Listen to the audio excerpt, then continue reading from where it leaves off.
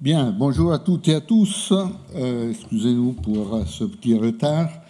On est en train de parler des universaux du langage, de la variation syntaxique. Pour le moment, on a abordé le thème des universaux. La dernière fois, on a parlé de trois propriétés universelles qui sont vraiment essentielles et constitutives des langues humaines. En tout cas, dans la perspective dans laquelle je me situe, la perspective et la tradition intellectuelle de la grammaire générative. 70 ans de travail détaillé sur la structure des langues. Donc les trois propriétés qu'on a identifiées sont d'un côté l'infinitude, le fait que nous pouvons créer un nombre illimité de phrases, une propriété qui avait frappé déjà Descartes, Galilée, comme vous vous souvenez de la discussion de la semaine passée, et ce que Chomsky appelle the basic property, la propriété basique, fondamentale de la langue naturelle. Deuxième propriété, la hiérarchie, l'organisation hiérarchique des phrases qui peut être exprimée par des structures arborescentes, des arbres syntaxiques. Puis on avait à peine commencé à parler de la troisième propriété qui est le déplacement, et je vais maintenant commencer avec cet aspect. Qu'est-ce que c'est que le déplacement? C'est le fait qu'un élément est souvent prononcé dans une position distincte de la position dans laquelle il est interprété. Donc si vous pensez par exemple à la manière dans laquelle on forme une interrogative en français, comme 4, quel livre tu veux acheter ou quel livre est-ce que tu veux acheter, l'expression quel livre est prononcée au début de la phrase, mais afin de comprendre la phrase, il faut la mettre en relation avec le verbe acheter, qui peut être éloigné, qui peut même être indéfiniment éloigné de l'élément en première position. En d'autres termes, cet élément doit être interprété comme le COD du verbe acheter ou, dans une autre terminologie, comme un membre de la structure argumentale du verbe acheter ou recevoir un rôle thématique de ce verbe. Pour être précis, l'expression quel livre fonctionne, pour ainsi dire, deux fois, doit être interprétée deux fois dans ce type de structure, comme membre de la structure argumentale du verbe acheter et comme opérateur ayant une portée sur toute la phrase. L'interprétation d'une interrogative est une sorte de structure à opérateur variable de type pour quel X un livre, tu veux acheter X. Donc il y a cette double interprétation. Alors la manière dans laquelle on traite de cette double interprétation, c'est de faire en quelque sorte apparaître l'élément dans deux positions.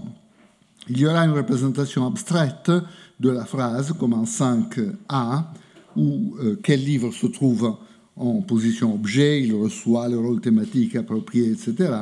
Et puis l'élément sera déplacé en position initiale, où il pourra jouer le rôle d'opérateur interrogatif. La relation entre l'élément initial et le verbe avec lequel il doit être mis en rapport peut être à distance. Donc, vous avez des structures comme 6, par exemple. Quel livre penses-tu que je devrais acheter? Ou quel livre n'est pas en relation avec le verbe de la même phrase qui le contient, mais en relation avec une phrase subordonnée. Et cette relation à distance peut être encore à plus grande distance dans des exemples comme 7. Quel livre penses-tu que le professeur a dit que je devrais acheter? Et là, évidemment, la phrase devient lourde, devient plus complexe, mais elle est tout à fait possible. Il faut établir cette relation à distance qui peut être illimitée, sauf qu'il y a certaines configurations qui ne permettent pas ce type de relation. Alors, nous pouvons dire que le déplacement, en ce sens, est une propriété universelle, une propriété que nous observons dans toutes les langues. Une langue, bien sûr, peut utiliser ou ne pas utiliser le déplacement pour une construction particulière. Par exemple, prenons encore le cas de la formation d'interrogative, une langue comme l'anglais, pour former une interrogative sur un constituant, utilise nécessairement le déplacement. Donc, quelque chose comme B, which book did John read, est la seule possibilité. Il faut déplacer which book à la position initiale. Une langue comme le français colloquial en particulier, admet les deux possibilités. On peut ou bien laisser l'élément interrogatif in situ, donc sans mouvement. En français colloquial, il a lu quel livre? C'est une manière possible de former une question, ou bien avec déplacement et inversion, quel livre a-t-il lu? Si nous prenons une langue comme le chinois, la version in situ, donc sans déplacement, est la seule possible. Donc le chinois mandarin, une langue sujet, verbe, objet, aura, dans le cas d'une question concernant l'objet, une structure avec l'ordre canonique sujet, verbe, objet, comme dans l'exemple B, Akio a lu quel livre, et ça sera la seule possibilité standard, la seule possibilité normale, pour ainsi dire. Néanmoins, même une langue comme le chinois, qui utilise pour les questions la structure in situ, il utilisera le mouvement pour d'autres constructions. Par exemple, la topicalisation et la focalisation pourront utiliser le mouvement. Donc pour une question comme 2, on a la structure in situ avec sans changement d'ordre, sujet, verbe, objet, mais pour la topicalisation, donc pour mettre en relief un élément, par exemple l'objet direct, on aura des structures comme 3, correspondantes dans l'anglais the book Akio read, et qui correspond à la construction romane dans les langues romanes avec la dislocation à gauche clitique. Ce livre, Jean le lira, par exemple. C'est le type de construction qu'on a à l'esprit. Donc pour cette construction, le chinois a bien l'ordre indiqué en 3, objet, sujet, verbe, qui indique que l'objet a été déplacé de sa position canonique. Également, si on focalise l'objet, le chinois pourra utiliser une structure avec le mouvement comme en 4, qui correspond à la phrase clivée de l'anglais ou du français. Donc quelque chose comme « c'est ce livre que Akio a lu », non pas cet autre livre, par exemple, où le contraste est exprimé par, là aussi, par un mouvement.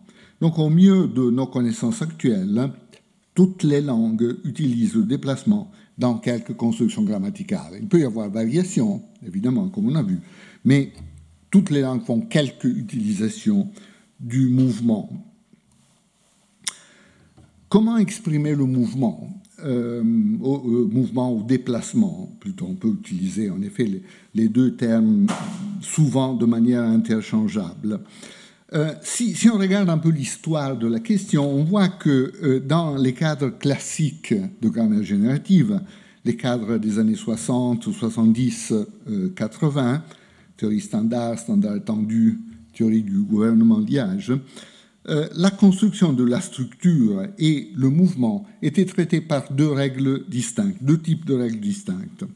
Il y avait d'abord ce qu'on appelait la base de la grammaire, ici, constituée du lexique et d'une manière de constituer des structures. Par exemple, dans le cas de standard, des règles de réécriture comme 1, des règles qui disaient une phrase se réécrit ou se réalise comme syntaxe nominale, syntaxe verbale, donc comme structure sujet prédicat. Donc il y avait une composante qui crée les structures, ce qui engendrait des structures à l'époque appelées structures profondes. Ensuite, il y avait une autre composante avec des règles distinctes, des règles transformationnelles, qui opéraient entre autres le mouvement, donc qui déplaçaient par exemple les éléments dans l'arbre déjà construit par les règles de la base de la grammaire. Et ensuite, après application de transformation, on obtenait des structures superficielles. Un exemple de transformation pourrait être la transformation passive formalisée plus ou moins de la manière indiquée en 2. Donc, dès qu'on a une configuration transitive sujet, verbe, objet, Jean aidera Marie, par exemple, on peut obtenir une phrase passive en faisant bouger les éléments, en insérant certains auxiliaires, etc. Donc, on pourra obtenir quelque chose comme Marie sera aidée par Jean. Voilà. Donc, il y avait une composante transformationnelle de ce type. Donc, 2 types de règles tout à fait distinctes pour la construction de la structure et le mouvement.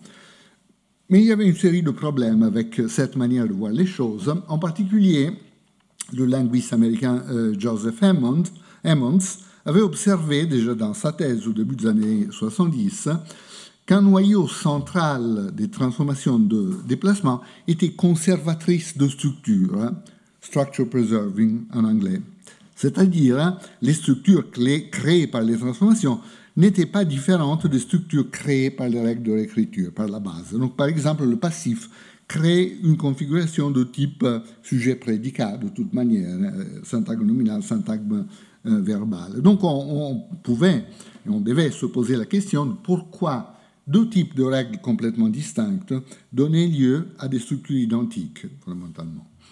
Cela pouvait suggérer, on pouvait stipuler simplement la conservation de structure, mais cela pouvait suggérer qu'en effet, il y avait quelque chose qui n'allait pas dans ce schéma, qu'il fallait unifier les règles de construction de la structure et les règles qui expriment le déplacement. C'est ce qui est fait dans les cadres récents, dans le programme minimaliste, où l'unification de la construction de la structure et du déplacement est obtenue par la simple opération combinatoire que nous avons postulée, merge en anglais ou assemblage en français, une opération qui dit, comme c'est indiqué en 1, on prend 2 éléments, on les met ensemble et on forme une petite structure arborescente qui pourra se combiner avec d'autres structures arborescentes pour donner lieu à des structures complexes. Si on formule ce principe combinatoire de manière totalement générale, donc sans poser aucune restriction sur l'origine de A et de B, on peut distinguer 2 cas. Il y a le cas de l'assemblage externe, ou external merge, où A et B ne sont pas connectés avant l'opération. Par exemple, vous avez une préposition avec un nom, Jean, vous le prenez dans du lexique, vous les mettez ensemble et vous formez le syntagme avec Jean.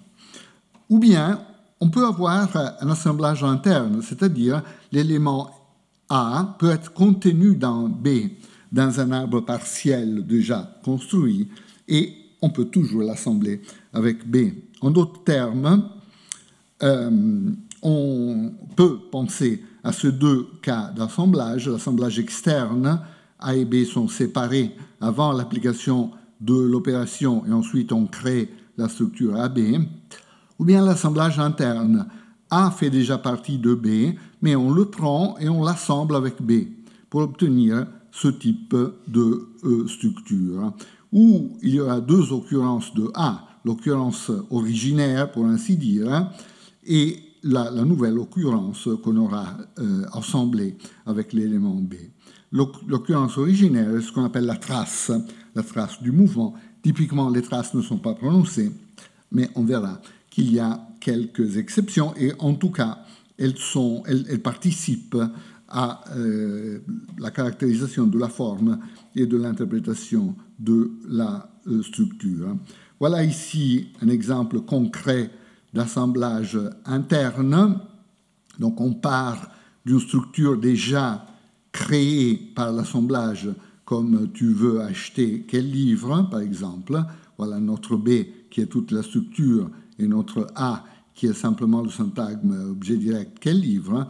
Et donc ici, on peut assembler une nouvelle fois A avec B et obtenir quel livre tu veux acheter, trace, quel livre tu veux acheter, quel livre, version silencieuse, non prononcée de cette expression. Donc, de cette manière, on peut résoudre le problème de Emmons.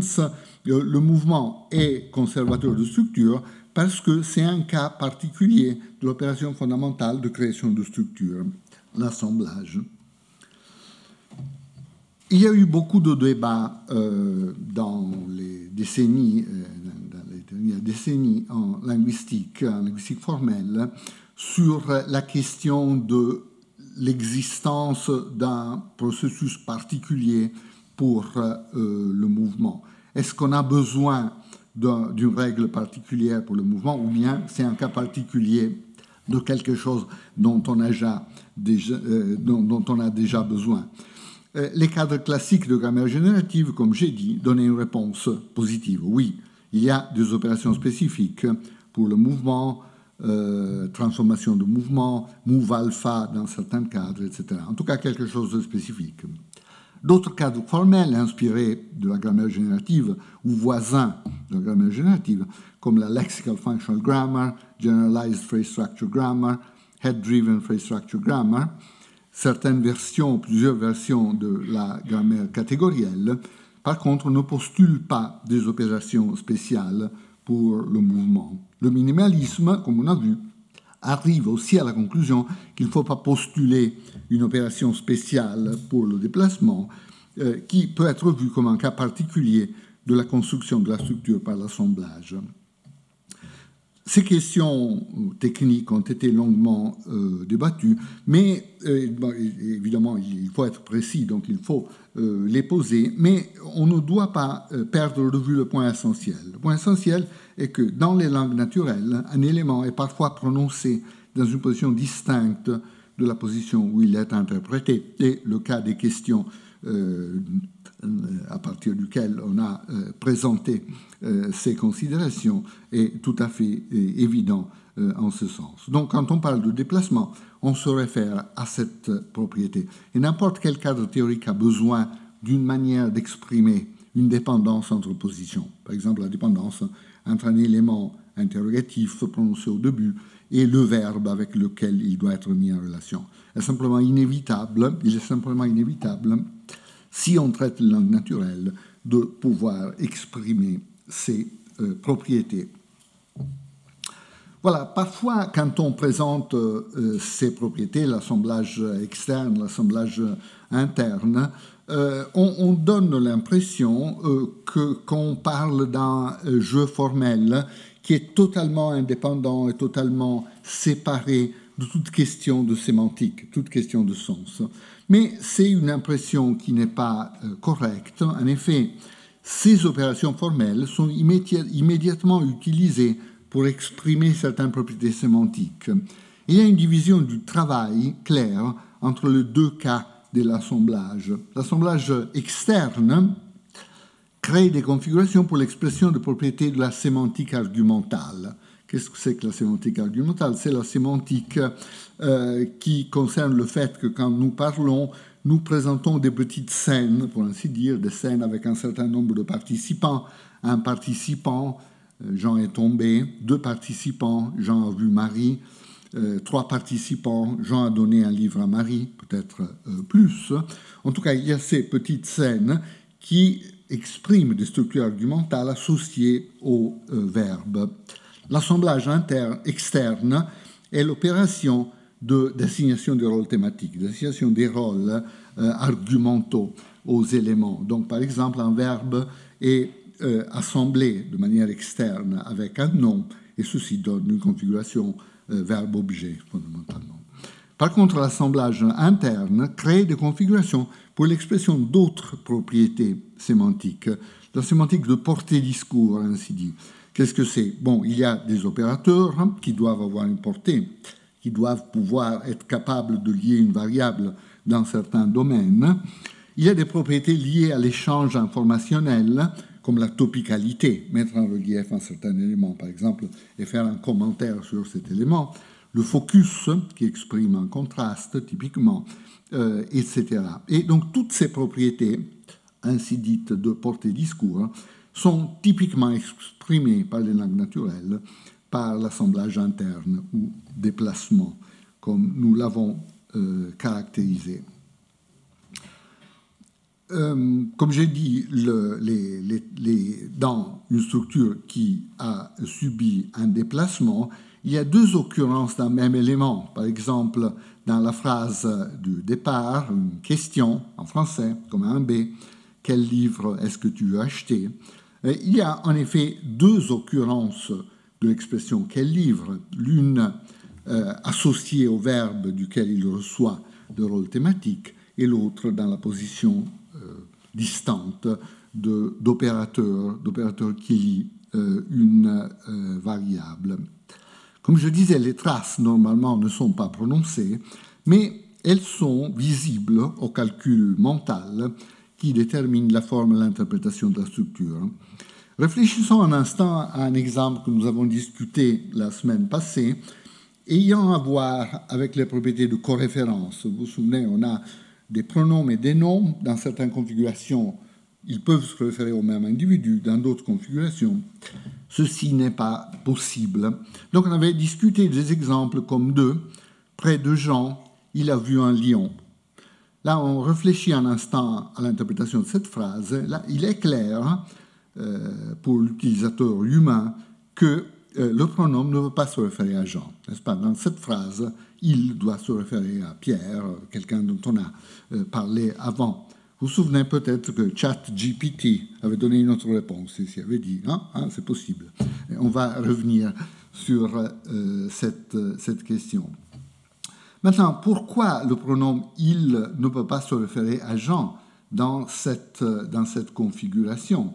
Vous vous souvenez que le principe qu'on avait discuté, le principe de non-coréférence de Lasnik, disait simplement que dans une configuration où le pronom sécommande le nom, donc on est dans cette structure configurationnelle, la coréférence n'est pas possible. Mais ailleurs, elle devrait être possible. Donc pourquoi ici, où certainement le pronom sujet de la phrase ne sécommande pas quelque chose qui se trouve dans la périphérie gauche, donc dans une position plus haute, pourquoi ne devrait-on pas avoir la possibilité de coréférence? Ici, la théorie des traces nous donne une réponse. Parce que si nous pensons que la phrase « près de Jean, il a vu un lion » est dérivée d'une structure où le syntagme prépositionnel locatif est engendré, comme les locatifs en général, à l'intérieur du syntagme verbal, à l'intérieur du prédicat. Et donc nous partons de quelque chose comme « il a vu un lion près de Jean ». Et ensuite, il y a un mouvement. Cette expression est déplacée, topicalisée, vraisemblablement en position initiale. Mais en laissant une trace dans sa position de départ, vous voyez que la configuration entre « il » et une occurrence de Jean est bien celle qui interdit la coréférence, selon le principe de Lasnik, parce que le pronom sécommande le nom. Et donc, si, en quelque sorte, toutes les occurrences d'un certain élément doivent satisfaire les principes en question, par exemple le principe de Lasnik, on obtient le résultat, grâce à la présence de la trace, d'exclure la possibilité d'une interprétation coréférentielle ici. Donc, les traces ne sont pas prononcées, mais elles participent à plein titre au calcul mental des propriétés structurales et interprétatives, comme par exemple la coréférence. On a dit plusieurs fois que les traces ne sont pas prononcées. Normalement, elles ne sont pas prononcées. Mais dans certains cas et dans certaines situations, elles sont en effet prononcées. Il y a des propriétés qui exigent la prononciation de la trace. Donc nous avons, par exemple, pour rester dans le domaine des interrogatives, plusieurs systèmes dans lesquels on prononce plus qu'une seule occurrence d'un élément interrogatif, comme qui, par exemple. Ici, je reprends certaines données d'une thèse récente discutée à l'Université de Florence par Giuseppe Rugna cette année. Nous avons deux cas de figure à considérer. Il y a un cas qu'on trouve fréquemment dans les dialectes de l'Italie du Nord. Par exemple, dans un dialecte en Lombardie, une structure comme qu'est-ce qu'elle fait ou que fait-elle se prononce comme quelque chose comme de. Cusa fa la cusè.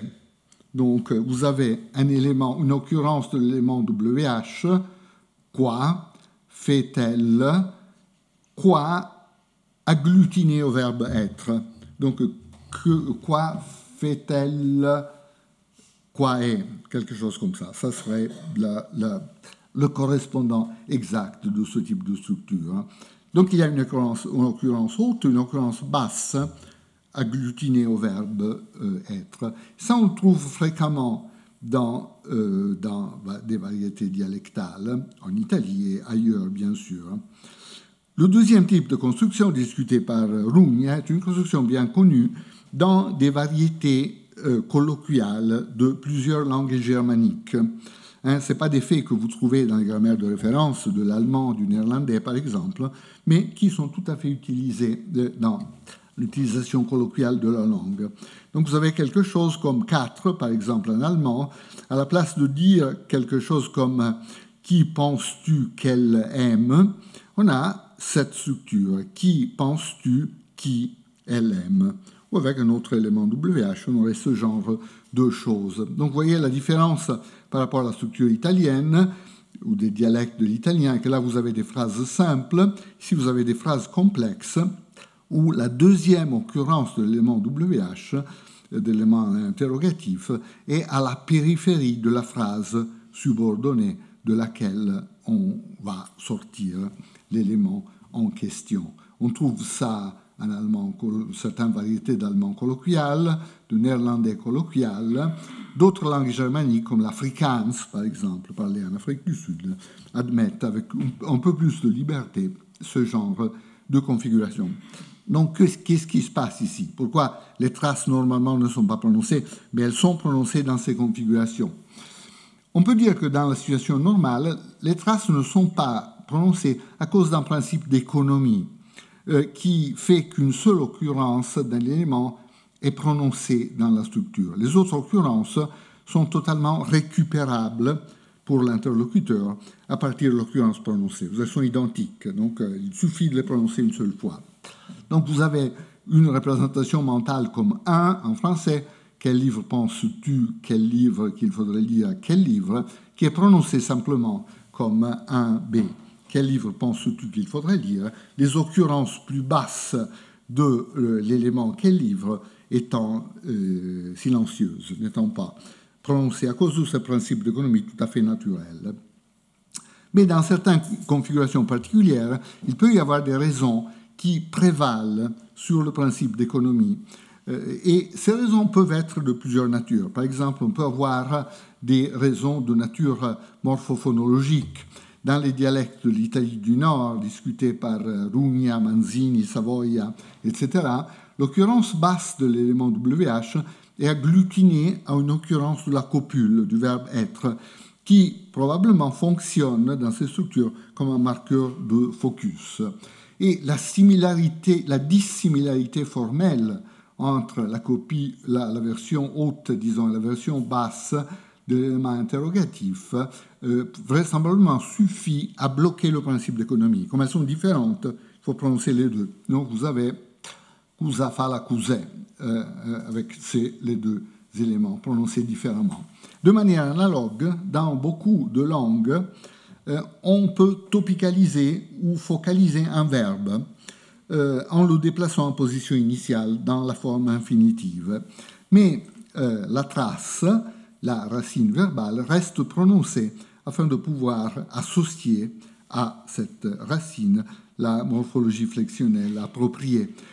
Cette construction est possible, par exemple, en italien, on peut dire des choses comme partire, Maria partirà domani. Donc à propos de partir, topique verbal, Marie partira demain, vous voyez que vous avez la trace vraisemblablement du mouvement qui est prononcée parce qu'elle doit être associée à la morphologie de temps et d'accord dans la partie interne de la phrase. Ce type de chose est très largement utilisé dans plusieurs langues africaines. Hilda Koopman, qui présentera un séminaire ici le 16 juin, a beaucoup étudié ce phénomène, mais ce n'est pas un phénomène si exotique. On le trouve aussi dans les langues romanes, comme on a vu. Donc il peut y avoir des raisons morphophonologiques qui déterminent la nécessité de prononcer la trace. Il peut y avoir aussi d'autres raisons. Considérons la structure germanique. Ici, la prononciation de la trace intermédiaire, vraisemblablement, est liée à la complexité de la construction pour le traitement. On peut réfléchir au fait que quand vous dites quelque chose comme « qui crois-tu qu'elle aime ?», il faut stocker en mémoire au début de la phrase l'élément interrogatif. On ne peut pas résoudre la dépendance dans la phrase principale, parce que le verbe de la phrase principale n'a pas l'élément en question comme l'un de ses arguments. Donc il faut garder ça en mémoire, et on peut penser que ce stockage en mémoire de travail est facilité par la prononciation de l'occurrence inférieure qui rafraîchit la représentation de l'élément en mémoire. Donc, on arrive à ce point, puis on prononce l'élément, on prononce la trace, parce que ici l'extraction a eu lieu par étapes successives, et ensuite on peut fermer la dépendance de manière plus facile au niveau de la structure subordonnée. La plausibilité d'une motivation fonctionnelle de ce type est augmentée par l'observation que dans des expériences d'élicitation de questions complexes chez les enfants, nous trouvons exactement cette situation, de prononciation de traces à la frontière d'un certain constituant, même quand la langue cible n'a pas cette possibilité, ne grammaticalise pas cette possibilité. Par exemple, on trouve cette situation en anglais enfantin, comme Rose Thornton l'a observé. Donc imaginez une situation expérimentale où vous essayez d'obtenir de l'enfant, de faire produire à l'enfant une structure comme, en anglais, comme « Who do you think Grover wants to hug ?» Qui crois-tu que Grover veut embrasser, quelque chose comme ça. Alors très souvent, dans ces expériences d'élicitation, on obtient des structures comme celle indiquée en 5. Who do you think who Grover wants to hug?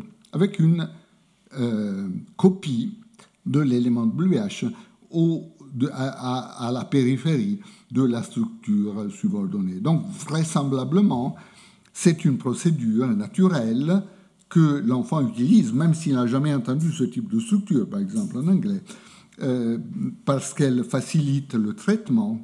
Et cette option, prise en considération par les enfants quand ils sont confrontés à des structures complexes, ce type d'option est grammaticalisé dans certains systèmes grammaticaux. Donc, par exemple, nous la trouvons grammaticalisée dans les variétés germaniques que j'ai mentionnées. Voilà, donc nous avons parlé un peu du déplacement, nous avons parlé de traces. Revenons à nos trois propriétés universelles, l'infinitude, la hiérarchie et le déplacement. Maintenant, on peut voir que ces trois propriétés peuvent être ramenées à l'assemblage récursif. Donc, le caractère infini du nombre de phrases possibles est déterminé par l'application récursive de l'assemblage. Donc, une fois, deux fois, trois fois. Et nous continuons à étendre la structure. Le caractère binaire de l'assemblage est à la base de la structuration hiérarchique.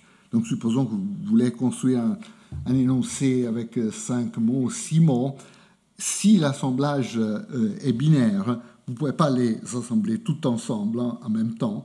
Vous devez procéder par étapes. Et ceci détermine une structuration hiérarchique. On va voir ça de manière plus claire. Et dans sa formulation la plus simple et générale, l'assemblage récursif permet d'assembler des éléments externes, mais aussi d'assembler un élément et un autre élément qui sont déjà combinés dans la même structure, ce qui crée l'option pour le déplacement, comme nous l'avons vu.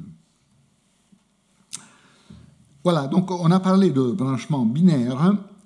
Ici, la première question est empirique. Est-ce qu'effectivement les arbres, les structures syntaxiques des langues naturelles sont binaires de manière systématique? Sur ce point, une contribution très importante a été donnée par Richard Kane, que j'ai déjà cité la dernière fois. Dans son livre Connectedness and Binary Branching, Kane donne toute une série de raisons empiriques pour conclure qu'effectivement les structures syntaxiques des langues humaines obéissent à un principe de branchement binaire. Et comment peut-on montrer ça? On peut prendre des exemples où une structure ternaire, plus que binaire en tout cas, serait plausible, et montrer que même dans ces structures, l'organisation est nécessairement binaire. Un exemple plausible de structure ternaire serait la construction à double objet en anglais ou dans toutes les langues qui admettent un double objet, n'est-ce pas? I gave John a book. On pourrait penser que John a book sont organisés de cette manière. Après tout, c'est deux objets du même verbe, donc ils pourraient être organisés de cette manière. Eh bien, il y a des bonnes raisons empiriques qui amènent à la conclusion que même dans ces structures, il y a une hiérarchie. Et en particulier, le premier objet est plus haut dans la structure que le deuxième objet. En termes du principe formel de sécommande qu'on a introduit la dernière fois, le premier objet sécommande le deuxième objet asymétriquement. Ceci peut être montré en utilisant toute une série de tests qui sont sensibles à la sécommande, qui sont sensibles au rapport respectif de certains éléments. Par exemple, on peut dire en anglais des choses comme de A, I showed John himself. Littéralement quelque chose comme j'ai montré à Jean lui-même Jean, fondamentalement. Okay?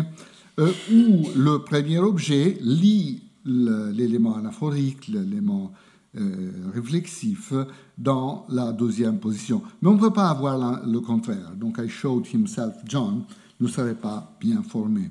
Donc, il faut arriver à la conclusion que les deux objets sont organisés hiérarchiquement, le premier étant plus haut que le deuxième, et ceci découle d'un principe de branchement binaire, fondamentalement. On ne peut pas avoir une représentation plate comme celle-ci.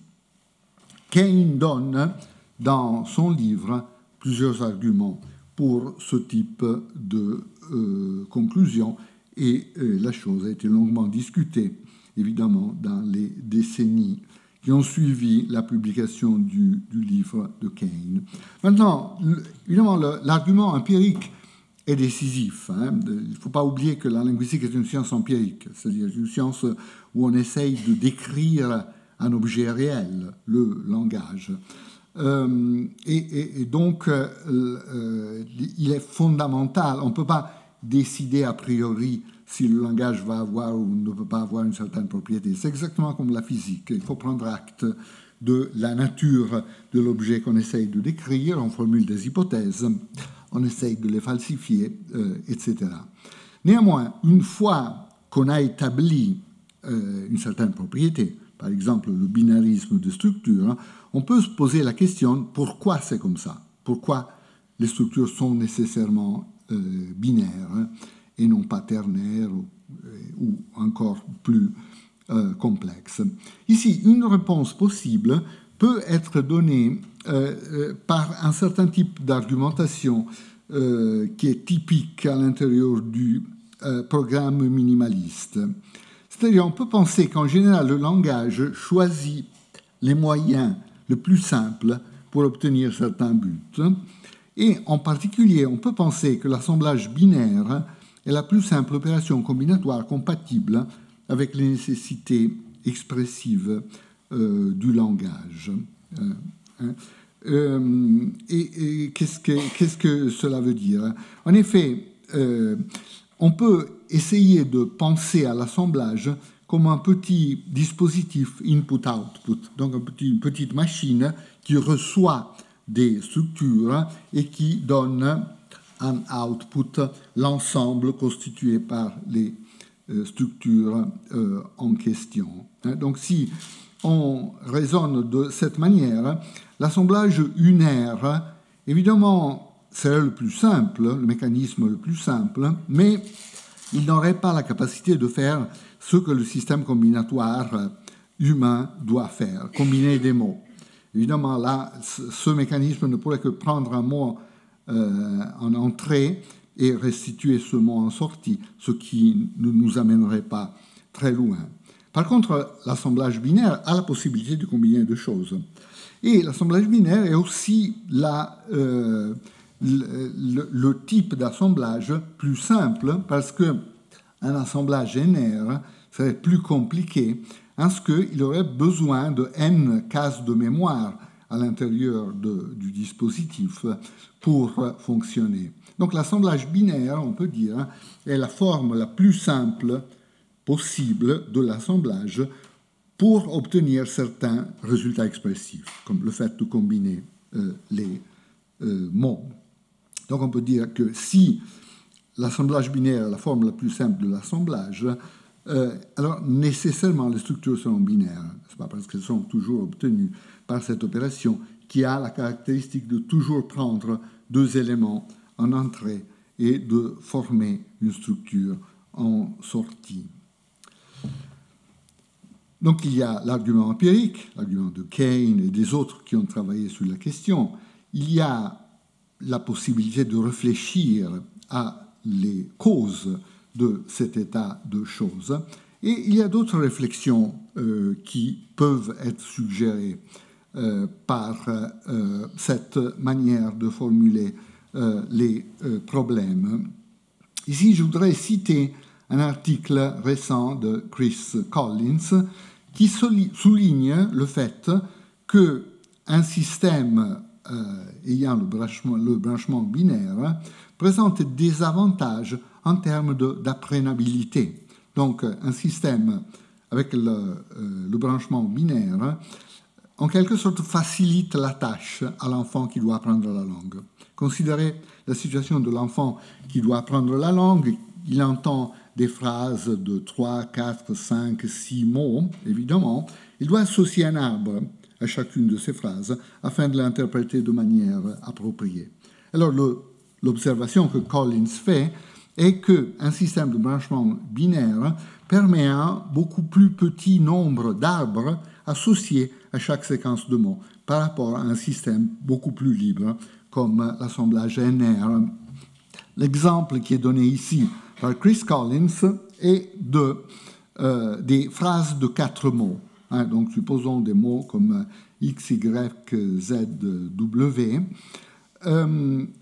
En principe, un système à assemblage NR permettrait 11 arbres possibles. Ici, les arbres sont représentés en termes de structure à parenthèse, mais c'est exactement la même chose. Donc, par exemple, un arbre serait un arbre totalement plat, où il y a un nœud qui domine immédiatement X, Y, Z, W. C'est la première structure. Ou bien il pourrait y avoir une structure avec X, Y, Z qui sont associés au même nœud et qui s'opposent à l'élément W, etc., etc. Donc il y a simplement, mathématiquement, 11 possibilités d'arbres.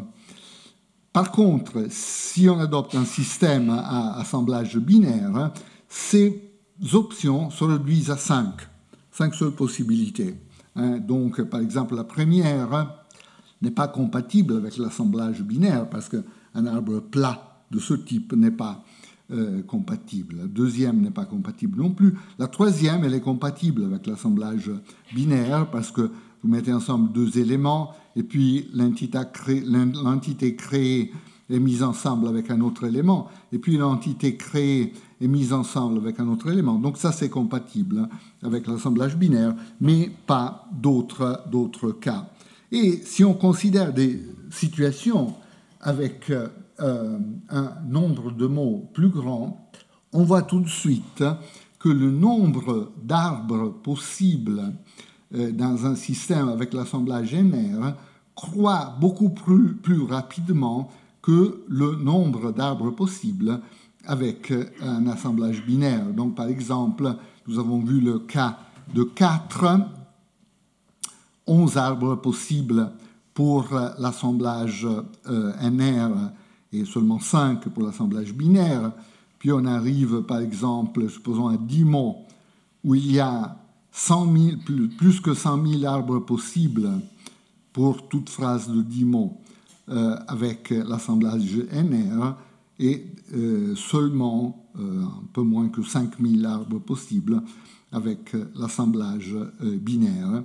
Donc, le point de Collins est que le fait que les langues naturelles utilisent l'assemblage binaire, qui est la procédure la plus simple, a aussi cet effet bénéfique sur la question de l'apprenabilité. C'est une structuration du système qui réduit le nombre de possibilités, qui donc facilite la tâche de l'enfant qui doit apprendre la langue. Alors, je vous signale simplement, pour ceux qui s'intéressent aux mathématiques, que cette progression des arbres par rapport au nombre de mots, ce que Collins appelle feuilles, n'est-ce pas, parce que les mots sont comme les feuilles de l'arbre dans ce type de métaphore. Cette progression est la progression des nombres, ainsi dit, de Catalan, d'après le mathématicien Eugène-Charles Catalan, mathématicien français-belge, qui avait étudié ce type de progression pour toute autre raison. Tandis que la progression des nombres d'arbres associables à des structures avec n mots par un merge ou l'assemblage NR et une autre structure étudiée en mathématiques est appelée super-Catalan numbers, les supernombres de catalans. Donc, en tout cas, le point que Collins essaye de faire est que la formulation la plus économique de l'assemblage, compatible avec les nécessités expressives du langage, l'assemblage binaire, a donc aussi l'effet de réduire significativement l'espace des hypothèses que l'apprenant doit faire pour assigner une structure aux phrases de la langue. Conclusion intéressante. Donc, connexion déductive, nous l'avons déjà en quelque sorte annoncé, la nature hiérarchique des représentations est un corollaire de l'assemblage binaire récursif. Donc, par exemple, il ne sera pas possible de construire un arbre plat de ce type dans les langues naturelles si l'assemblage est binaire. La seule possibilité sera d'obtenir une structure de cette sorte. Pas la seule possibilité, mais en tout cas, il y aura un nombre restreint de possibilités qui auront nécessairement une organisation hiérarchique en ce sens. Et également, autre connexion déductive, le déplacement est une conséquence de la possibilité de déplacement est une conséquence de l'assemblage. Donc la double possibilité peut être vue, assemblage interne, assemblage externe, comme la conséquence d'un choix de simplicité. Si on ne pose pas de restrictions sur l'origine des éléments assemblés A et B, qui peuvent donc être indépendants, séparés avant l'opération ou bien déjà associés dans la même structure, le déplacement devient une conséquence automatique d'une formulation optimalement simple de l'assemblage. Simplement en ne mettant pas de restriction, l'assemblage donne automatiquement la possibilité du déplacement. Donc, en quelque sorte, les trois propriétés universelles que nous avons discutées peuvent être ramenées à une seule cause, d'une certaine manière, qui est l'assemblage binaire récursif. Voilà, la dernière fois, nous avons discuté de plusieurs cas de structuration hiérarchique, et nous avons en particulier comparé les jugements humains par rapport à certains jugements qui étaient donnés par ce système qui a frappé beaucoup de nous, en tout cas qui m'a personnellement frappé par la qualité de ces productions en langue naturelle, donc le chat GPT. On avait essayé de dire, si on regarde les réponses de chat GPT, on a bien l'impression que ce sont des productions humaines. Mais on avait soulevé la question, est-ce que si on regarde des points très détaillés, très fins de structure linguistique, on trouve les mêmes propriétés, on trouve les mêmes jugements qui sont donnés par les humains. Et on avait vu qu'en effet, il y avait certaines différences. Par exemple, dans le cas de la coréférence, on avait observé que le jugement humain dans une langue comme l'anglais est que la seule configuration dans laquelle un pronom et un nom ne peuvent pas être coréférentiels est celle-ci. Mais si le pronom et le nom ne sont pas dans une relation de ces commandes, indépendamment de l'ordre linéaire, si le nom précède le pronom ou le pronom précède le nom, on peut avoir la coréférence. Donc en anglais, the people who John talks to say that he's a nice guy, qui peut être John, ou the people who he talks to say that John is a nice guy. Ici aussi, malgré le fait que he précède l'expression nominale, on peut avoir la coréférence.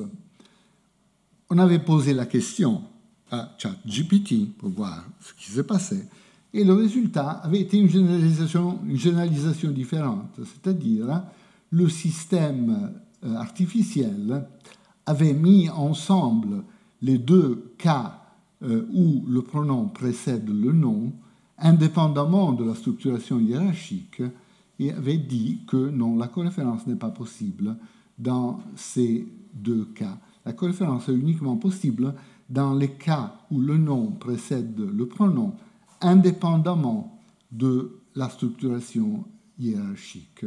Donc, généralisation d'une nature différente. J'ai refait la petite expérience avec des exemples en français, en posant la question en français. Donc, cas de base, Jean dit qu'il est content. Cas où la coréférence n'est pas possible, il dit que Jean est content. Donc, il dit que Jean est content. Évidemment, il ne peut pas être Jean, doit être quelqu'un d'autre. Et puis, les deux cas où il n'y a pas de ces commandes, donc où le nom et le pronom sont, pour ainsi dire, au même niveau structurel, et là, la coréférence est possible, quel que soit l'ordre linéaire. Donc, quand Jean est content, il chante, il peut être Jean, bien sûr, mais aussi, quand il est content, Jean chante, il peut bien être Jean. Voilà, interaction avec ChatGPT, voyons directement les résultats. Même chose que pour l'anglais. Donc, ce n'était pas spécifique, lié au fait qu'on avait testé des cas en anglais la semaine dernière. Même ici, même en posant la question en français et sur des exemples français, la généralisation qui est proposée est la même. Quand le pronom précède le nom, la coréférence n'est pas possible, ce qui est la réponse humaine correcte dans le cas de « il dit que Jean est content », mais ce qui n'est pas la réponse humaine dans le cas de « quand il est content, Jean chante ». Donc, en comparant le jugement humain en français et le jugement du système artificiel, on voit cette différence. Le jugement humain est sensible à la propriété hiérarchique de ces commandes, tandis que le système artificiel est sensible, pour ce type d'exemple, à la propriété linéaire, à la précédence. On avait continué la dernière fois et on s'était posé la question, suivant en effet une petite expérience faite d'interaction avec ChatGPT de notre collègue Martin Efferhardt. On avait demandé si la coréférence était possible dans l'exemple que nous avons discuté au début de la leçon aujourd'hui. Near John, he saw a lion. Est-ce que he peut être John En anglais, jugement humain, exactement comme en français, près des gens, il a vu un lion, pas possible. Il ne peut pas être Jean, il doit être quelqu'un d'autre. Okay? Mais la réponse de ChatGPT était différente. In the sentence near John, he saw a lion, it is ambiguous as to who the pronoun he refers to. It could refer to John, or it could refer to someone else who saw the lion near John. Mais en tout cas, donc la coréférence entre John et he est acceptée par la machine. Donc, au moins pour ce genre d'exemple, ChatGPT ne construit pas de représentation abstraite et se base uniquement sur l'ordre linéaire des mots tels qu'ils sont présentés. Pas de traces, pas de reconstruction et donc un jugement linéaire sur des représentations fondamentalement linéaires. On peut essayer de se poser la question ultérieurement de manière indépendante des effets de reconstruction. Est-ce que ChatGPT considère des opérations de déplacement et des traces en général? L'exemple que j'ai essayé de tester a à faire avec le contraste d'interprétation entre ces deux phrases en français. Quel policier a contacté les journalistes? Et quels policiers ont contacté les journalistes? Vous voyez, on a dans les deux cas une structure syntagme nominale, verbe syntagme nominal, mais l'interprétation est radicalement différente. Et la différence interprétative est indiquée par l'accord verbal qui indique que la première structure est une structure sujet, verbe, objet, quel policier, sujet, tandis que la deuxième structure est une structure à interpréter comme objet, verbe, sujet, avec un bouleversement complet de l'ordre déterminé par plusieurs applications de la règle, d'une règle de mouvement. Qu'est-ce qui se passe dans l'analyse standard de cette structure? Bien, ici, j'adopte l'analyse de Kane et Pollock de l'inversion stylistique.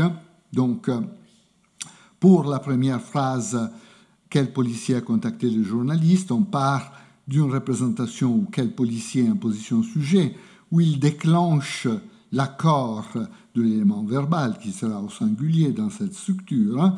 Ensuite, il pourra y avoir un déplacement de l'élément interrogatif à la périphérie de la structure et on obtiendra en tout cas une configuration à l'ordre sujet, verbe, objet, avec l'interprétation de quel policier comme sujet. Par contre, la structure quel policier ont contacté les journalistes démarrera par une configuration abstraite du type les journalistes en position sujet ont contacté le policier, objet, quel policier, pardon, où l'accord pourra se faire comme d'habitude entre sujet et forme verbale à fléchir. Ensuite, il y aura des mouvements. Quel policier sera déplacé vers la périphérie gauche, vraisemblablement, à une position de focus dans la périphérie gauche. Et ensuite, il y aura l'inversion de l'élément verbal. Ici, je suis l'analyse de Kane et Pollock, ce qui déterminera un ordre complètement bouleversé. Donc, objet, verbe, sujet. Est-ce que ChatGPT est prêt à faire ce type d'analyse? Réponse non. Regardons directement la réponse. Donc, ma question, je ne sais pas pourquoi j'ai posé ici la question en anglais. J'aurais pu utiliser le français, bien sûr. En tout cas, est-ce que les phrases suivantes sont grammaticales? Quel policier a contacté les journalistes et quels policiers ont contacté le journaliste? Réponse no. The second sentence is not grammatical in French. The correct sentence should be, bon, quel policier a contacté le journaliste? Ça va, mais il corrige la deuxième phrase en mettant l'élément WH au pluriel. Donc, il obtient quel policier pluriel ont contacté le journaliste, which means which policeman contacted the journalists, and is in the plural form because policier, policeman, is plural and the verb is ont contacté agrees with it. Okay? Donc, pratiquement, le système n'accepte pas la structure bouleversée par le mouvement et impose et la corrige de manière qu'elle soit toujours SVO, fondamentalement. Okay? Donc, plusieurs conclusions intéressantes peuvent être tirées de ces observations. Les locuteurs humains assignent des représentations abstraites aux phrases, abstraites dans le sens qu'elles sont organisées hiérarchiquement, qu'elles sont dérivées par le déplacement, qu'elles sont enrichies de traces qui sont responsables des effets de reconstruction, comme nous avons vu, et qui sont accessibles à des procédures interprétatives basées sur une notion hiérarchique comme la sécommande. Dans les cas pris en considération, ChatGPT analyse la structure et l'interprétation des phrases sur la base de stratégies d'ordre linéaire, donc pas d'effet de sécommande dans l'interprétation, accord sur la base de l'ordre linéaire des mots, et appliqué sur les séquences de mots que le système artificiel reçoit en input, donc sans déplacement, sans trace, sans effet de reconstruction. Alors, pour les phénomènes morphosyntaxiques et interprétatifs que nous avons considérés, le système artificiel postule donc des représentations concrètes basées sur les mots exprimés uniquement, sans trace, sans reconstruction, et sur lesquels il applique des règles linéaires pour l'accord et pour l'interprétation. Pour ces phénomènes, il y a donc un double ordre de contraste avec le locuteur humain.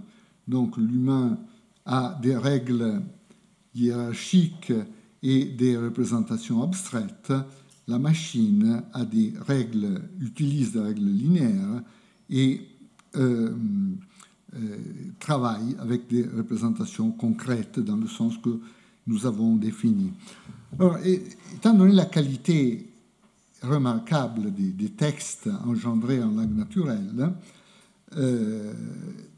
je pense que ChatGPT doit nécessairement pouvoir être sensible à certains aspects de l'organisation hiérarchique. Autrement, la qualité des structures produites par la machine ne serait pas aussi bonne qu'on l'observe. Donc, il doit y avoir quelques formes rudimentaires d'accès aux structures hiérarchiques. Mais le point crucial ici est que le système artificiel ne généralise pas l'organisation hiérarchique et les représentations abstraites à tous les cas, ce que les locuteurs humains font systématiquement. Donc le locuteur humain admet toujours des représentations hiérarchiques, abstraites, et applique des règles hiérarchiques, tandis que ChatGPT probablement procède cas par cas. Et dans les cas dans lesquels nous avons testé le système artificiel,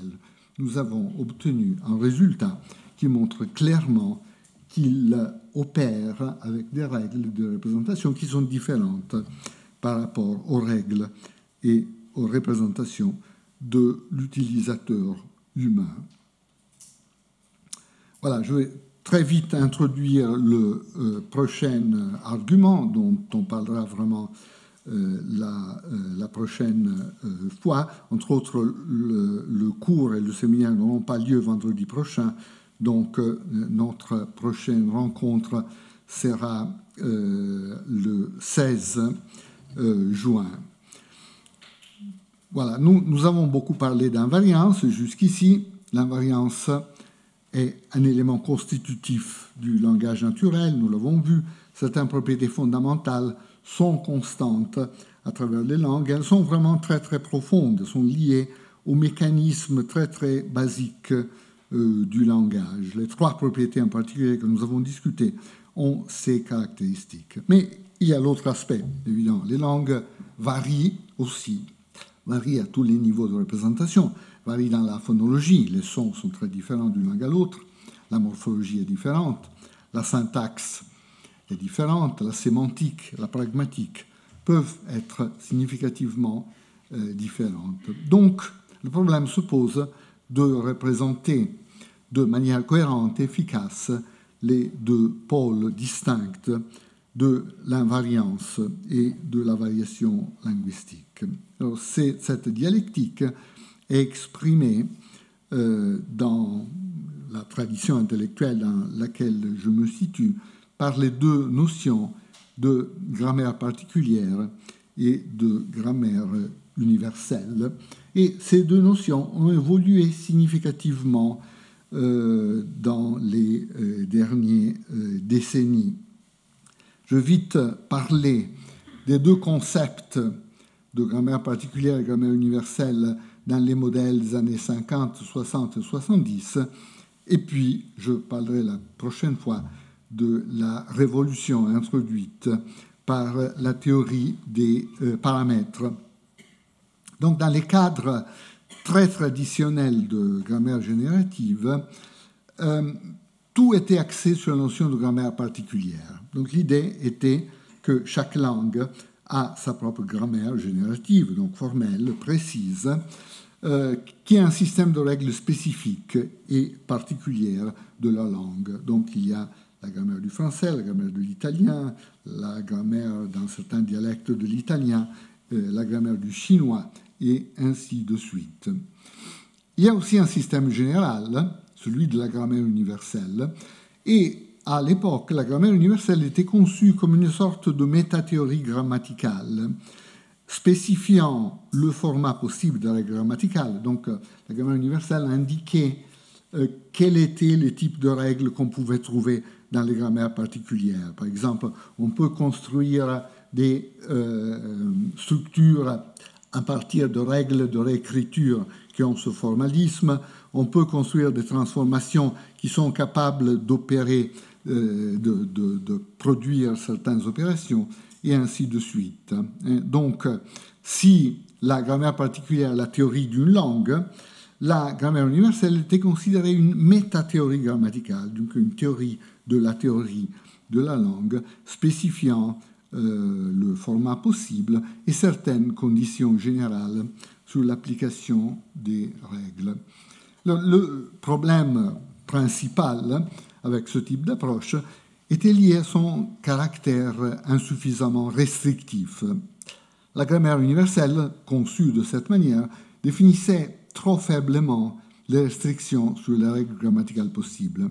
Le système était donc trop faible dans la définition de la notion de langue humaine possible. Nous voulons une définition aussi précise que possible de cette notion, une définition qui puisse exclure les propriétés que nous ne trouvons pas dans les langues humaines. Et il y avait ce problème d'insuffisante restrictivité dans le système classique, disons, de grammaire générative. Et cette difficulté conceptuelle avait des répercussions analytiques. Donc ce cadre axé sur la notion de grammaire particulière, conçu comme un système de règles spécifiques de la langue, rendait la comparaison linguistique très difficile. Et les grammaires ainsi construites avaient un certain air de famille, mais on n'arrivait pas à isoler clairement ce qui varie et ce qui demeure constant. Par exemple, je me souviens que quand j'étudiais ici à Paris, dans les années 70, je travaillais avec des grands spécialistes de la syntaxe du français, comme Kane et Ruvet, qui avaient construit des fragments de grammaire générative du français très efficaces, très bien structurés. Moi, j'essayais de faire la même chose pour l'italien, puis en comparant les deux systèmes, on observait cette sorte d'air de famille sans vraiment pouvoir indiquer de manière précise ce qui restait constant et ce qui variait. Donc on devait recommencer chaque fois dès le début, pour ainsi dire, en construisant la grammaire d'une nouvelle langue, ce qui n'était pas satisfaisant. Évidemment, ce que nous devons pouvoir faire, c'est de pouvoir nettement distinguer ce qui reste constant à travers les langues et ce qui varie, et quels sont les domaines de variation possibles. Et puis cette insuffisante restrictivité avait donc des conséquences restrictives, mais aussi des conséquences sur la pratique descriptive même, mais aussi des conséquences du point de vue de l'apprenabilité, n'est-ce pas?